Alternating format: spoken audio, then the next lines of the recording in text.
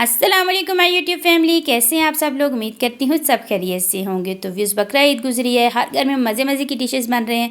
तो आज हम बना रहे हैं बीफ टिक्का स्पैगेटीज़। बहुत ही स्मोकी, बहुत ही स्पाइसी, बहुत ही मज़ेदार ये रेसिपी है। तो चलिए स्टार्ट करते हैं अपनी रेसिपी। बिस्मिल्लाहिर्रहमानिर्रहीम।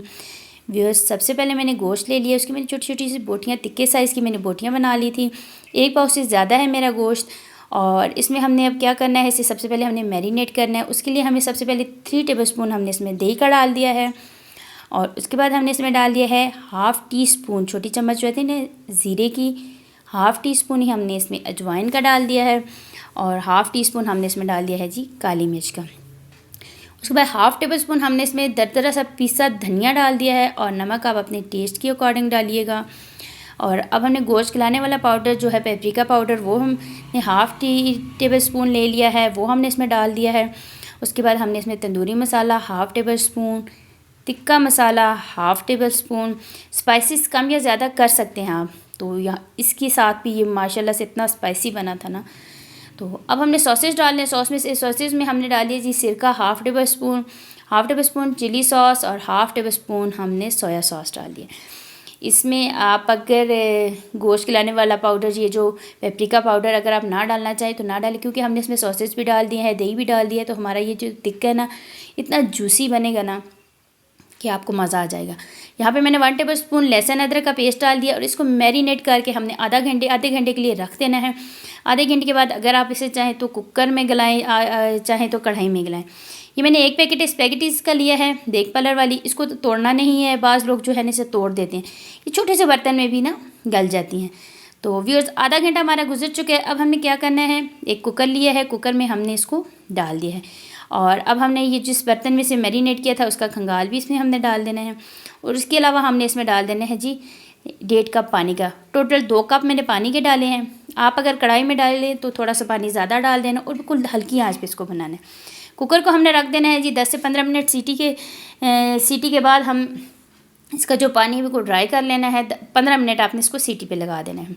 यहाँ पे मैंने पानी रख दिया था स्पैगेटीज़ को बॉयल करने के लिए। उसमें हमने 2 टेबल स्पून डाल दिया है नमक का और 2 टेबल स्पून हमने इसमें डाल दिया है घी का। पानी हमारा अच्छे तरीके से बॉयल हो चुके हैं। जैसे ही हमारे ये जो घी है ये भी मेल्ट हो जाए, नमक भी मिक्स हो जाए, तो हम इसमें डालेंगे स्पैगेटीज़। छोटा सा बर्तन है, उसमें भी स्पैगेटीज़ बहुत आसानी से मिक्स हो जाएंगे। घी की वजह से ये होगा कि हमारी स्पैगेटीज़ आपस में जुड़ेंगी नहीं। तो यहाँ पे देखें व्यूअर्स, हमारा जो घी है इसमें मेल्ट हो चुके हैं। अब हमने स्पैगेटीज़ को डाल देना है। तोड़ना बिल्कुल भी नहीं, ऐसे डाल के आपने छोड़ देना है। ये खुद ब खुद अपनी जगह बना लेंगी और ये कढ़ाई में खुद ब खुद सेट हो जाएंगी। ये आहिस्ता आहिस्ता आप देख रहे हैं कढ़ाई के अंदर जा रही हैं। और ये देखें व्यूअर्स, ये कढ़ाई के अंदर चली गई हैं। अब हमने इसको गिला लेना है।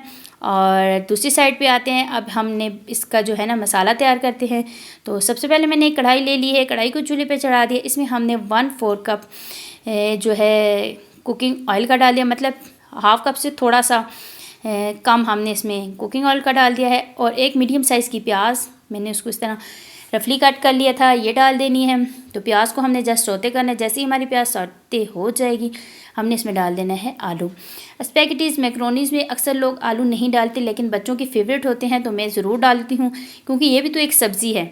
आलू को हमने प्याज के साथ मिक्स कर लेना है। और आलू को मिक्स कर लिया हमने यहाँ पे, और ये देखिए ऑयल में अच्छे तरीके से मिक्स।